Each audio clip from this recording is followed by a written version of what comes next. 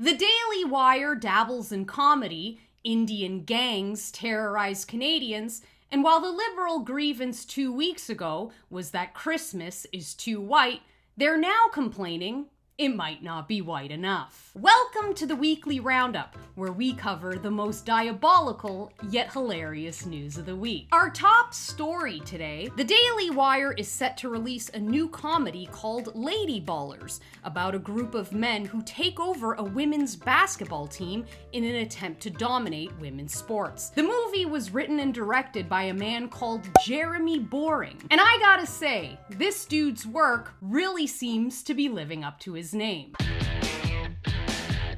Guys, this is serious. Sports can be your pathway to a better life. Well, like yours? Please don't steal my catalytic converter again. Winning matters. It's the key ingredient in becoming a winner. Now maybe you should try it sometime. Are you gonna move? I am not. Let's cut to the chase. I know you're not a woman. Hey, you don't know how he identifies. You know, this is just like all those 90s campy movies we grew up with. If you just remove the humor, the fun, the likable actors, and the chemistry between characters. Also, it's just like those 90s campy movies in the sense that Lady Ballers is a cheap remake of the 92 film Ladybugs. You know, new ladybug, Martha. Give her a big ladybug reception, all right? After the game, no showers. Hey, I did spot one difference. Showering with the ladies is now perfectly acceptable. Rodney isn't the only one getting no respect this week. A doctor from Beverly Hills says her patients don't take her seriously because she's too pretty. I feel her pain. Forget the fictional Dr. McDreamy, this Beverly Hills beauty has been dubbed the world's sexiest physician. Stacey Nadeau, who serves as a medical director at Rejuvenation Center in Los Angeles, competes in bodybuilding competitions, where she's often introduced as the hottest doctor on the planet. However, Nadeau claims many patients have expressed doubts about her abilities throughout her career due to her incredible looks. Over the years, I've had some frustrating situations arise in which I have been criticized simply for being an attractive woman who's a physician, the medic moaned. What I personally find more concerning than her looks is that the average person is more likely to trust a doctor who's fat and ugly. I'm sorry to inform you that you have diabetes. Really? How do you know? Because I have it too, along with rickets, scurvy, and this massive neck goiter. I'm going to refer you to the hottest doctor on the planet. If she tells you how to cure this thing, please let me know. I'm afraid to die. Choosing a doctor based on how unattractive they are is not wise, kids. A lesson that's perfectly illustrated in this next story. Netflix has released a new true crime documentary about Dr. Paolo Macchiarini. He was once hailed as a pioneering thoracic surgeon, but it was later discovered that his botched medical procedures resulted in the death of his patients. He was often referred to as a super surgeon, credited with medical miracles that earned him a position at Stockholm's Karolinska Institute and a front-page story in the New York Times. So what was the doctor's genius, groundbreaking discovery that captivated the world? He was replacing people's windpipes with plastic tubes. Yeah, that's right, literal plastic tubes. The people calling you a quack for not blindly accepting all of modern medicine's miracles think you can replace body parts with PVC tubing. I guess now we know what happened to all the plastic straws in Canada. I want you to think about the level of corruption that has to exist in the medical industry for a dude who sells plastic throat tubes to become a world-renowned thoracic surgeon. Even to this day, after torturing at least half a dozen patients, including a 2-year-old girl, with his medical procedure, he still hasn't lost his medical license. For context, Dr. Wakefield lost his license back in 2010 for merely suggesting that the MMR should be separated into 3 vaccines and spaced out in the vaccine schedule. In my opinion, he's the hottest doctor on the planet. Dr. Macchiarini isn't the only one who acted his way to the top. Canada's favorite drama teacher is back at it as he traded barbs with the leader of the Conservative Party last Wednesday, branding the opposition climate change deniers who are putting future white Christmases at risk. The climate denialism of the Conservative Party of Canada is putting future white Christmases at risk, and that's why on this side of the House we stand for Christmas. I can't believe this shit is real. This feels very contradictory to Trudeau's usual sentiments on Christmas, considering just 2 weeks ago, the Human Rights Commission of Canada argued that Christmas was too white. And in true Christmas spirit, the Liberal government have also applied an ideological purity test to their applications for summer job grants. Under the new rules, applicants must agree by marking a box on an electronic form that they respect charter rights, including, quote, women's rights and women's reproductive rights. The Office of the Employment Minister has said without the confirmation, an organization will not receive funding. Merry Christmas from the Liberal government, the party who would have advocated for the baby Jesus to be sucked out of the Blessed Mother's womb with a vacuum. And as we all know, when woke leftists can't get to your children in the womb, they're sure to attack them on all other fronts. This week, Team Child Sacrifice is going after prepubescent children in costume. Sports journalist Karen Phillips faced backlash this week when he wrote an article for Deadspin wrongfully accusing a child of wearing blackface. Sounds like Karen was being a bit of a Karen. The family of the boy fired back and presented photos of him from a different perspective, clearly showing that he was actually donning the Chiefs team colors and a Native American headdress. But that didn't stop Karen from doubling down on his retardation. After the boy's true colors were revealed,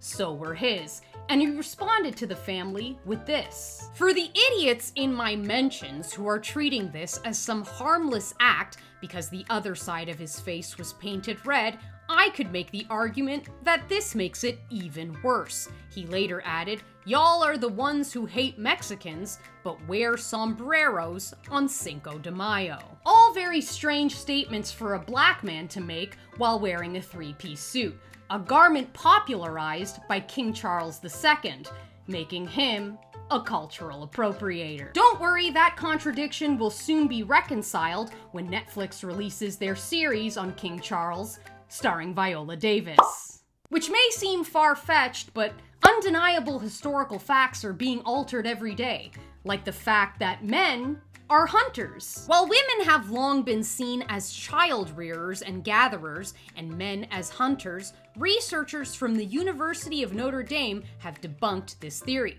The researchers have discovered that the structure of the female body would have been an advantage in hunting. With the typically wider hip structure of the female, they are able to rotate their hips, lengthening their steps. Professor Ockabach added. Ah yes, Ockabach, the logical conclusion to the function of large hips is not to pass a tiny human through them, but for the very obvious purpose of lengthened footsteps. To be fair, they're probably referring to trans cave women, a population of historical people that's becoming increasingly more prevalent as documented historical facts evolve. A UK museum has reclassified a Roman emperor as a trans woman. North Hertfordshire Museum will now refer to Emperor Elagabalus with the female pronouns of she and her.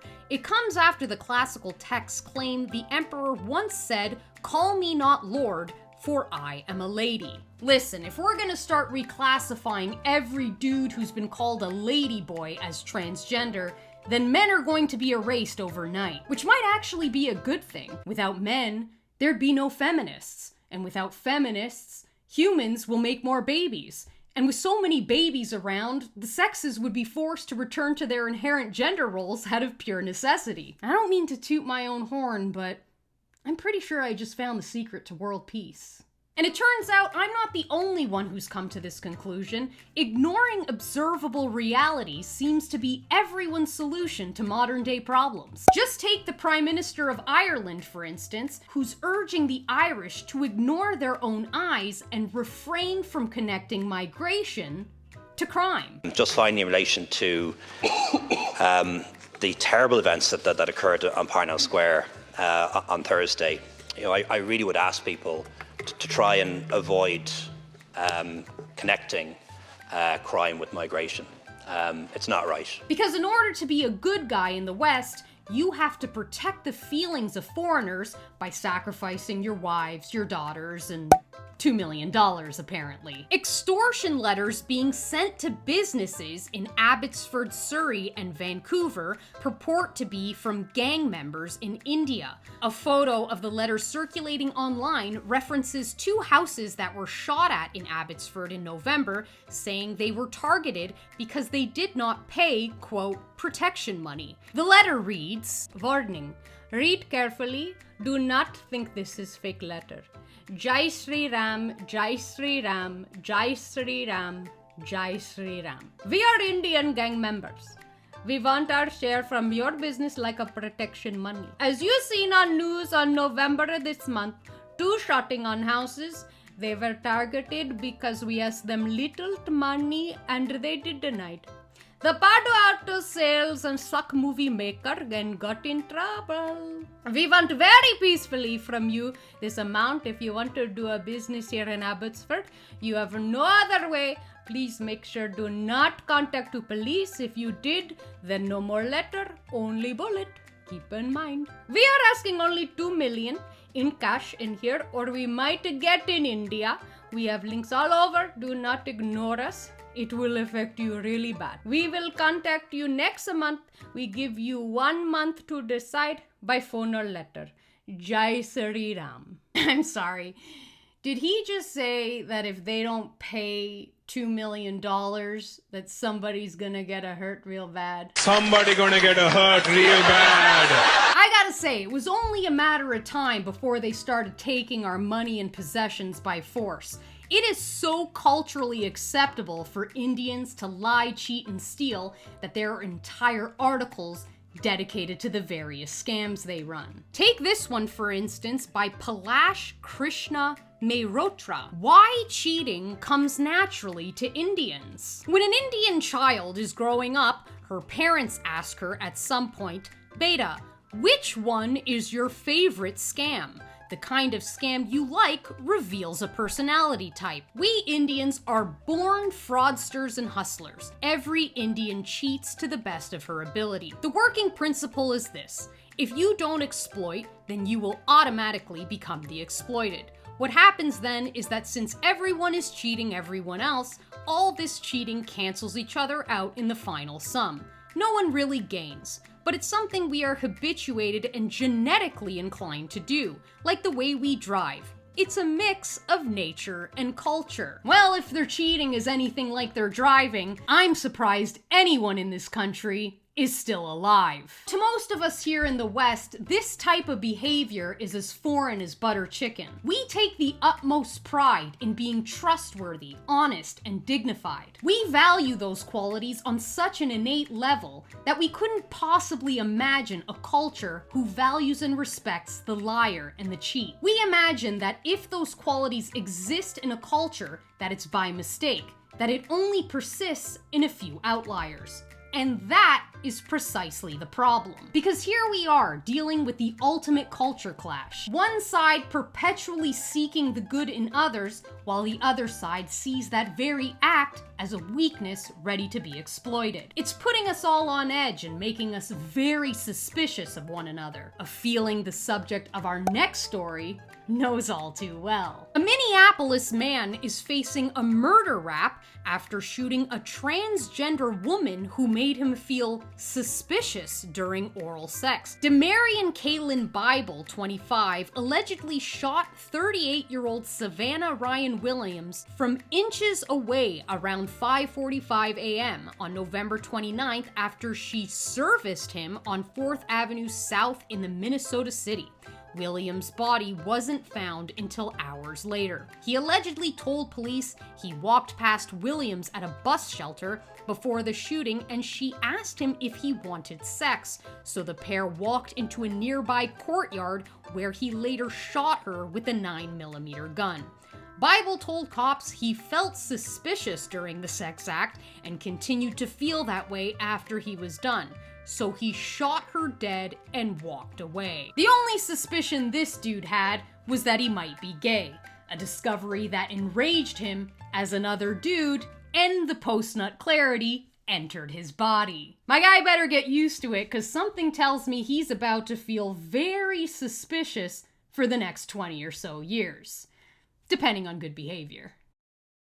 Alright guys, that's it for me today. If you like this video, please don't forget to like, comment, and subscribe, and check out some other videos from my channel. Also, if you want to support me and this channel, please consider subscribing to my Patreon. I post 2 long-form videos there every month. Alright, bye!